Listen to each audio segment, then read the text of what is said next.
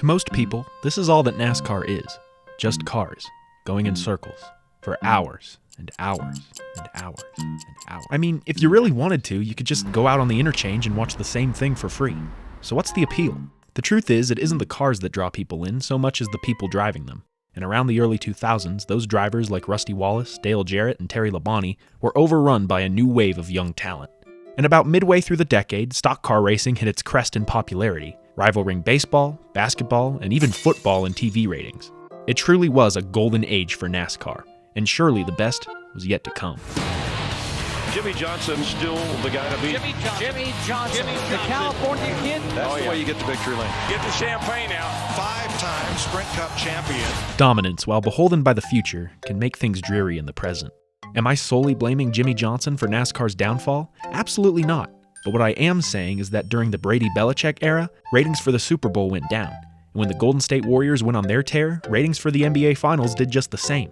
A sport doesn't need parity for it to exist, but it does need it to thrive. And unfortunately, a half-decade of the same car winning week in and week out was too much for the casual viewer. And by the end of 2010, NASCAR had lost about half of its fan base.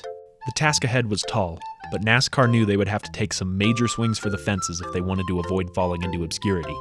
And what would follow was the first constructive season for the sport since 2005, a year of fixes and feuds, of broken streaks and barn burners, of record breakers and first timers, and to cap it all off, the closest championship battle of the chase era. So join me as we revisit the season that may have very well saved the sport.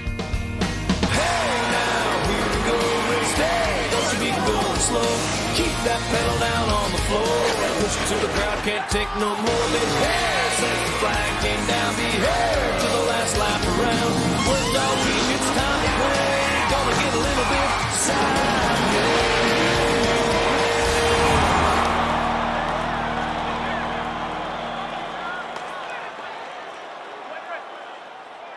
While Jimmy Johnson and his stranglehold on the Cup championship didn't help, another thing that marred the Cup series was the COT. And the car of tomorrow was supposed to be better because it had a wing on the back. This model was equipped with roof flaps. But these weren't working very well. They were bulky. They were ugly. They looked nothing like an actual stock car, and worst of all, they took to the skies more than the Thunderbirds. Thankfully, NASCAR already replaced the wing with a spoiler in early 2010, and in 2011, they would complete the design by sloping the body down to the splitter, making the car more aerodynamic. They also made some rule changes, simplifying the system so that one position now equals 1 point. They also forced drivers to declare for just one championship, allowing the Nationwide and Truck Series to finally showcase the young talent they were designed to do. All of this, combined with the return of tandem drafting, the advent of driver-to-driver radios, and a newly repaved Daytona made for an interesting speed weeks. They would kick off with the Budweiser shootout, where Denny Hamlin tried to pull a fast one on Kurt Busch by passing him below the yellow line. NASCAR said no way, Denny, and sent him to 12th place, which meant that the Shell Pennzoil car would reign victorious for the third year in a row.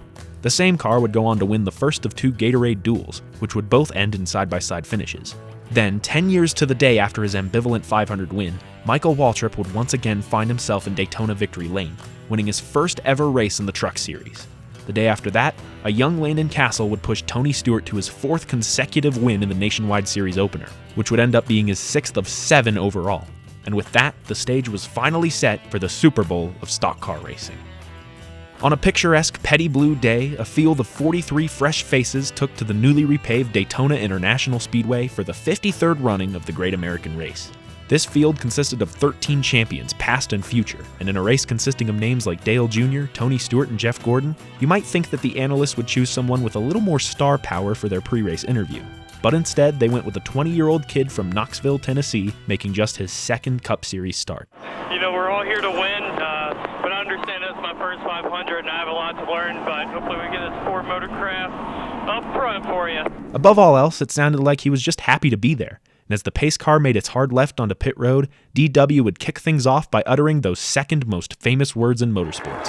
Boogity, boogity, boogity! Let's go racing, boys! Kurt Busch would lead the field around 2 circuits to lap number 3, a tribute for the late great Dale Earnhardt who died here 10 years before. Unfortunately, just 2 laps later, the driver who won on that infamous day would bring out the first caution, and from there it was on. The race would feature a record-setting 74 lead changes, which meant that just about every 2 laps the lead would change hands. It also featured an estimated 9,051 passes, or about 61 passes made every single lap. And the last and probably worst record of this race, 16 cautions. You see, tandem drafting allowed drivers to get banger runs, but in turn that made it harder to block. But that still didn't stop some from trying. Oh! Smith gets turned in front of Boyer and Newman and Hamlin. With just 2 laps to go, Bain was supposed to lead the inside lane to the restart, but David Reagan, in a swift move of desperation, would take that honor himself. For this to be a legal start, when he changes lanes, he has violated NASCAR procedure and he'll get a black flag. This left the Wood Brothers 21 in the lead for the final restart, but they hadn't won a race in 10 years. And they were concerned that they wouldn't have enough fuel to make it. And with all the lead changes we've seen throughout the day, surely it wouldn't happen. But with veteran Bobby Labonte pushing in tow, Cinderella would take that glass slipper and never look back.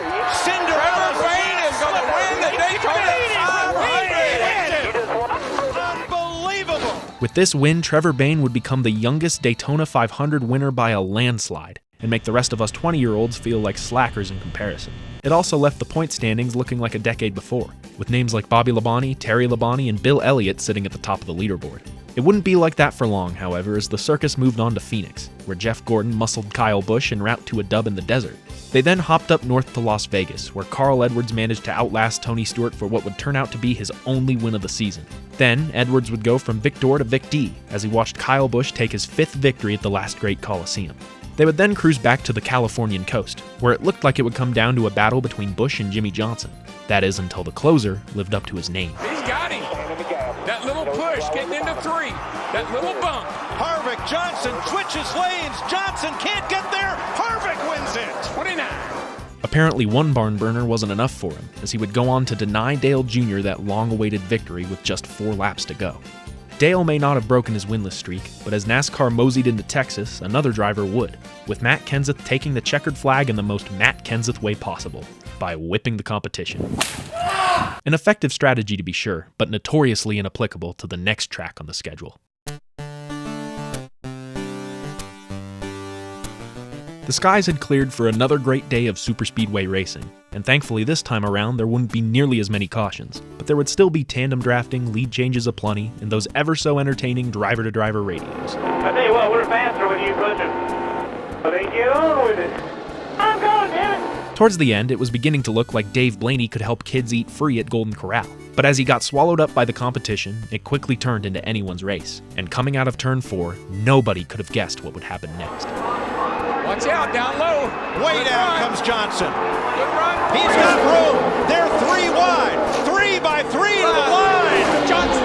2/1000ths of a second he beat Boyer. Okay, a 16th of an inch. Say what you will about tandem drafting, but it gave us this perfect little moment in racing history.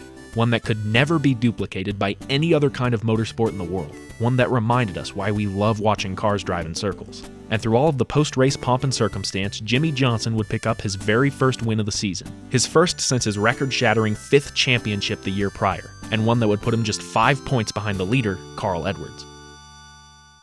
The following week, Kyle Busch would put on a clinic to win his 2nd of the season and his 3rd Richmond race in a row. But in the week after, he would make headlines for a much different reason. A race that was on the chopping block not a decade before, the Southern 500 had returned to glory as a crown jewel of auto racing, and with 10 laps to go, it looked like Carl Edwards had it on lock. That is until Jeff Burton hand-grenaded his way down the straight. This set up a 5-lap dash to the finish, but not before one last round of pit stops. And while most opted to take tires, 3 cars stayed out, led by Regan Smith, who was driving for single-car team Furniture Row Racing, a small team based out of Denver, Colorado, who had yet to even sniff victory. He also had the oldest tires in the field, but that didn't faze him, as he would jump ahead of the field with an incredible restart. Carl Edwards, however, made short work of the other 2, and was closing in fast until 4 to go this time. 4 to go and 3 Oh, wide. and Boyer in the wall. Hard. Hard wrecked. He stays out. More wrecks down here, turn 4. Big wreck. Harvick in trouble. And Kyle Busch turned Harvick around after they had made contact half a lap before. Yeah, I think something not quite right about that. I'd have to look at that another time or two. This would lead to another restart, where Smith would leave the field in the dust, and to everyone's surprise, it would stay that way. Here we come to the flag. He's Regan got Smith him. I think looking he's got for him. his first Sprint Cup win. Edwards to Carlin's got him. flag. Smith gets the flag, and this time he'll get to keep it. How about that? I wanted you guys ready. That's awesome. And Harvick and Busch. He's after him. And there goes his car. That car just took off. We've got cars overheated. We've got drivers overheated. It truly was a miraculous upset, but overshadowing the Rocky Mountain win was the Bakersfield Basher, who didn't hold back come the next weekend at Dover. Southern 500, baby. Things happen. That's right. Things happen. Things happen. You know, I just wish I could have punched him in the nose instead of the helmet. Harv, settle down, son. Settle down. You were going after each other. Everything but punches. Well, he's not going to get in a punching contest because he's scared of that. So it's You and Kyle Busch, y'all don't like each other, do you? not really. I mean, and that's not fake. That's not fake. Despite the pre-race chirping, the race would go off without a hitch, with Matt Kenseth once again whipping the field. Then came the All-Star race, where another Roush driver would win the $1 million, which was good because he would need that money to fix his car. Oh my gosh! Oh boy! He just tore his car all to pieces. He hit this manhole down there. He tore it up. Sorry about that. He tore the whole front off of it. You can get behind that show car over there on pit road. I don't think that's going to happen. In your words, dadgum cars tore all to pieces. Cars tore all to pieces, Mike. Needless to say, he'd have a different car for the Coca-Cola 600, where it looked to be a battle of fuel conservation between Greg Biffle and Casey Kane, until Blowing up is Jimmy Johnson. Fucking kidding me. Biffle opted to play it safe and pit, while Kane rolled the dice and stayed out, a decision he would come to sorely regret. Junior got a great restart. He's out of gas, and there they go. And Burton goes around. A lot of smoke. They had a little bit of a wreck back there. No caution. Dale Earnhardt Jr. out front. Can he make it? White flag. Next flag ends the race. It had been 104 races since his last win, 3 years since the sport's most popular driver found victory lane. But on this night in Charlotte, in the longest race of the year, Dale Jr. was finally going to break that winless streak. He's out of fuel. He's out of gas. And as at Indy, the leader at turn 4 does not get to the flag. Harvick, the closer, wins it. In one of the most anomalous scenarios in racing history, on the same day that a National Guard sponsored JR would lose the Indy 500 on the final corner of the final lap, another National Guard sponsored JR would do the exact same thing in the Coca-Cola 600. Dale would end up returning to victory lane the following year, but for now, Junior Nation would be forced to wallow in what could have been. The following weekend at Kansas saw Brad Keselowski pick up his second Cup Series win, his first since his big win in Talladega, and his first in Roger Penske's Blue Deuce. But once again, the headlines would be stolen by none other than Rowdy Busch. So let's talk about the Candyman for a second, because not only had he purposefully wrecked Kevin Harvick at Darlington, but he also got a speeding ticket in a 45. His speed, 128 miles an hour. Not in my town, you don't.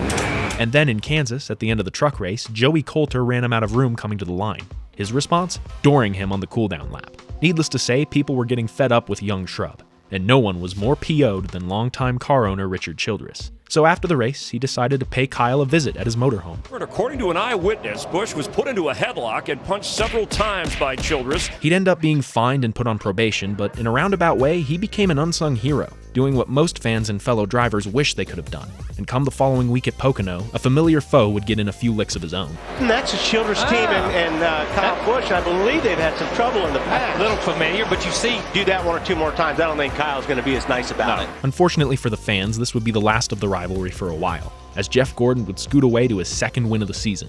Then, Denny delivered in Michigan, picking up his first win of the season. His former teammate, on the other hand, still had yet to find victory lane, and heading into Sonoma, he would need a good run to keep himself in the championship hunt. Being stuck in traffic, however, didn't exactly align with his plan, and so he simply took the problem and fixed it. Oh, he locked it up! Vickers around. Vickers locked it up, and he gets into McMurray. Newman spins around. The race continued on, and Stewart found himself well in contention for the win. But about 50 laps later, when we came back from commercial, something had gone very wrong. I'm back at Infinity Raceway, and yes, that is a live picture. You know, payback sometimes. Well, a lot of times it happens around this place. Kurt Busch would go on to take his first win in the Double Deuce, but Stewart would fall to 12th in the standings, right on the cusp of making the championship in the final wildcard spot. And the biggest wildcard of all was just ahead. If Jeff Gluck did a Twitter poll of this race, it would no doubt be one of the lowest ranked of the season. Despite invoking nostalgia in most people today, tandem racing was beginning to wear thin with fans and drivers alike.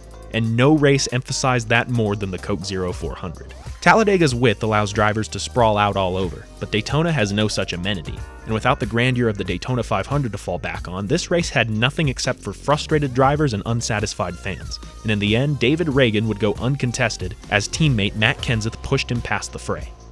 Next up on the schedule was the newly added Kentucky Speedway, a place that would be touted as the next crown jewel of NASCAR. But come race day, the track's reputation would immediately be shattered by Carmageddon. An estimated 15,000 ticket holders were unable to watch Kyle Busch take his third win of the season, and needless to say, Kentucky would never garner the reputation expected of it, closing its doors before the decade was out. Next up was the Magic Mile, where in another feat of fuel conservation, Stewart-Haas Racing would pick up their first win of the year in a 1-2 finish. The following week would also come down to pit strategy, but with much higher stakes, as the Cup Series made its annual return to the racing capital of the world. Since 1979, business mogul John Menard had been known to field cars with a bright yellow paint job, representing his retail chain with the catchiest jingle ever written. Save big money at Menards. And the white whale to his Captain Ahab was no doubt the Indy 500. He came damned close to winning it a few times in the late 90s, but could never quite pull it off. And within the next few years, he had begun his transition to stock car racing. Enter his son, Paul Menard, who had already begun his climb to the top levels of NASCAR. And between his promise as a driver and the guaranteed financial backing from his father, he was one of the hottest prospects in auto racing. The first one to bite was DEI, who he stuck it out with for a few years before jumping ship to Yates, which would then merge with Petty and Evernham, but once that got too confusing, he was tapped to drive a fourth entry for Richard Childress Racing, where he would ultimately miss out on the championship, but here today, still has a chance to win at the place his father never could. And with a savvy call from crew chief Slugger Labbe, he found himself in the lead with just 4 laps to go. But hot on his heels was 4-time winner of this race, Jeff Gordon, who was closing in fast. With 2.5 laps to go, he cleared second place and set his sights ahead. It was his race to win, but as the laps wound down and the deficit stabilized, Menard would realize a generational dream. 30-year-old Paul Menard, his family with such a long racing history in Indianapolis, they'll kiss the bricks together now. Paul Menard wins the Brickyard 400. It would come to be the only win of his career, but it couldn't come at a more fitting time and a more fitting place. And to this day, Menard's highlight yellow schemes are finding victory lane in NASCAR and beyond. The following week, we'd see a split, with the Nationwide Series in Iowa and the Cup Series in Pocono. And as for what happened in the Hawkeye State, I'll just let this clip do the talking. Oh, look out as he has a tire situation. Here comes Edwards right into it. They cross the line, and guess who wins the race? Stenhouse. Well, thanks to Carl Edwards. As for the Cup Series, the Candyman would fall just short of the Kesey Man, whose teammate was caught up in a fierce battle of his own. It could get ugly. It's getting ugly. One of Johnson's calling cards was his lack of rivalries, which may have very well helped him win the previous 5 championships. But in pursuit of his 6th, he would finally lock horns with an old rival. Just keep filing things away. Remember this stuff. There's a couple other guys out there that have been pushing the luck too. While this rivalry would be put on the back burner, Keselowski and Kyle would pick up right where they left off the following week, with one addition. Australian-born Marcos Ambrose made his name driving V8 supercars, winning the 2003 and 2004 Repco championships. But in 2006, he would make a surprising move to North America, where he would pursue stock car racing with mixed results. The brakes, Team on the left, you're about to hit that car, the brakes, hit the brakes! But he quickly made it clear that while he could hold his own on the ovals, his true wheelhouse was the road course. Up to this point, his finishes were 3rd, 2nd, 6th, 2nd, and 5th, all driving for mid-pack teams, a trend that continued into 2011 when he joined up with the now 2-car team Richard Petty Motorsports. But late in a rain-delayed Monday race at Watkins Glen, he found himself in a familiar place, 2nd. That is until a caution came out that bunched the field back up. He took advantage as he took the white by taking the lead, but he had been here before, and as he prepared to defend his position, a caution would end the race early. Oh, big crash in turn number 2, David Ruderman. Looks like Tony Stewart out through the grass in the inner loop. Caution is out. Yellow's out. Race is over. Marcos Ambrose is your winner.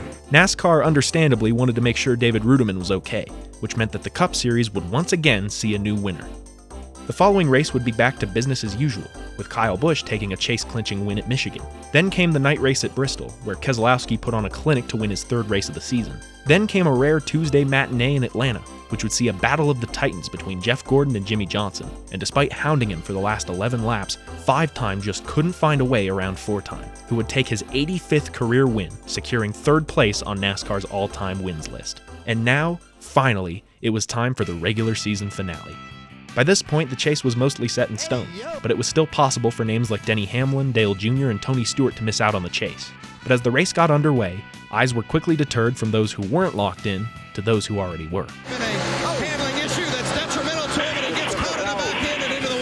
Once again, Kurt and Jimmy had come together, and because of this, for the first and only time in his career, Jimmie Johnson retaliated. 11th caution of the race. I got your number. This would lead to some awkward post-race discussions, including an altercation of all places in the media center. Kurt said that he thought he's in your head. So I know we're in his head. I didn't say that tonight. You did? Did not. Okay, I'll pull the transcript. Pull your Twitter. Pull your Twitter. It's not on Twitter. Okay, Facebook.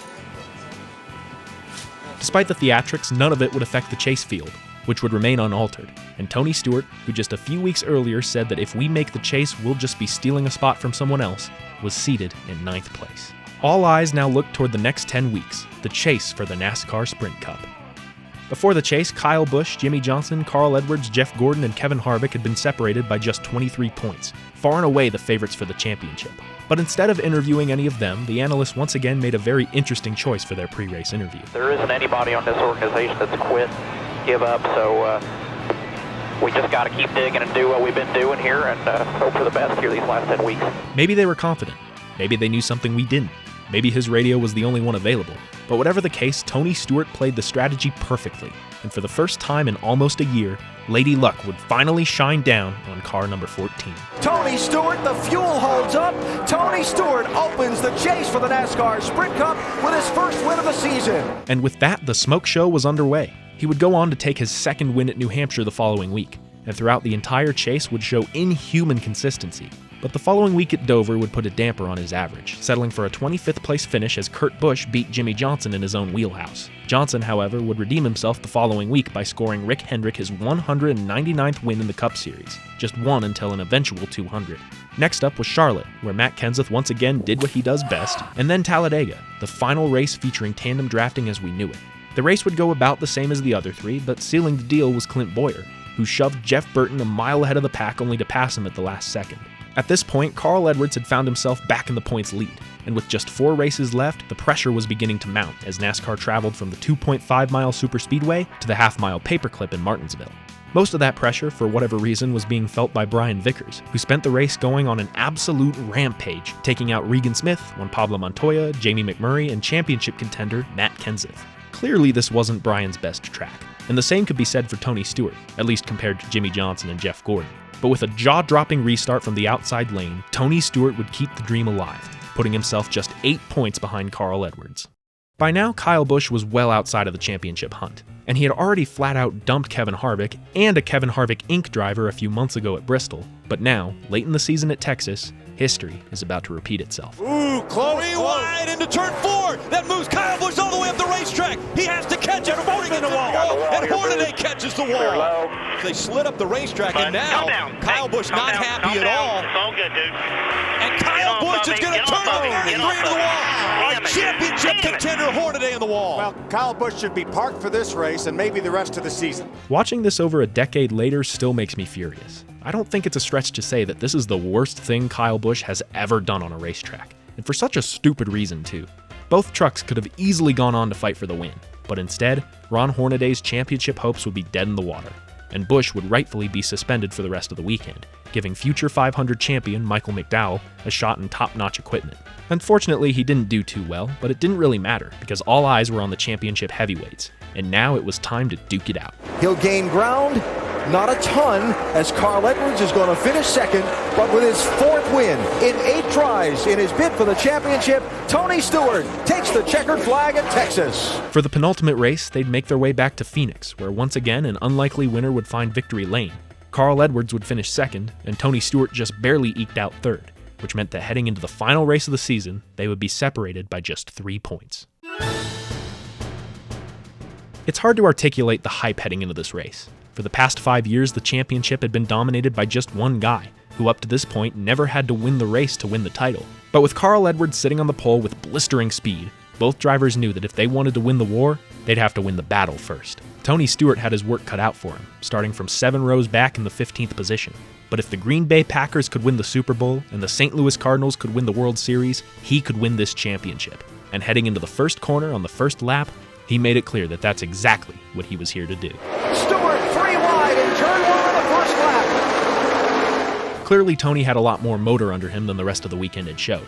But whereas Carl Edwards would enjoy the clean air out front, Tony Stewart would have to pick his way through the field multiple times, in part because of a punched hole in the grille. By the time of the rain caution on lap 108, Stewart had found his way up to 5th. But with so many laps already in the books, the bonus point for most laps led was all but locked up.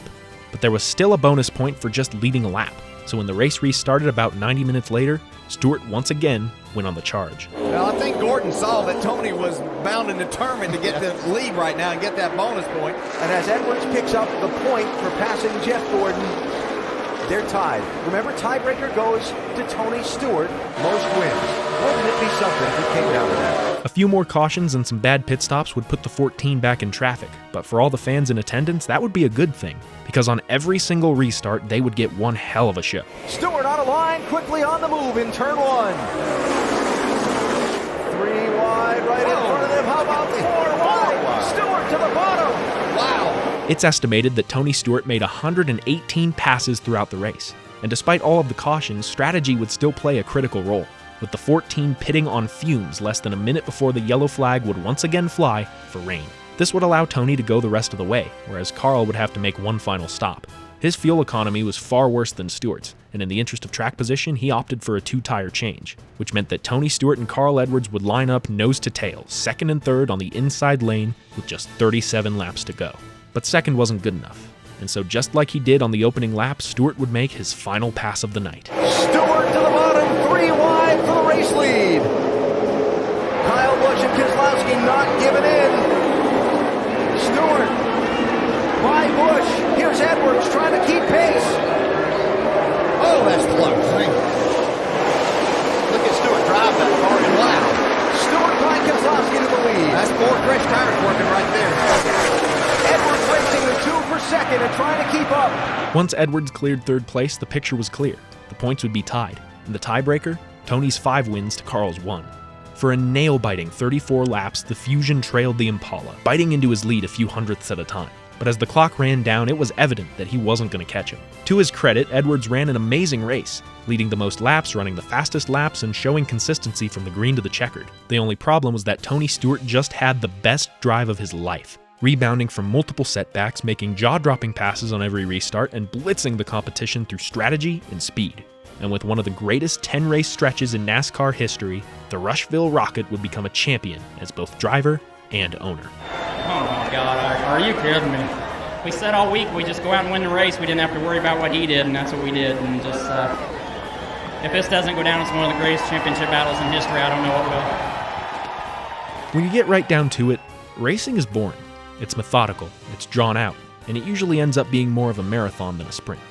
But like all other sports, it's also an outlet for storytelling. Stories of heroes and villains, of triumph and defeat, and in the end, a happily ever after for the ages.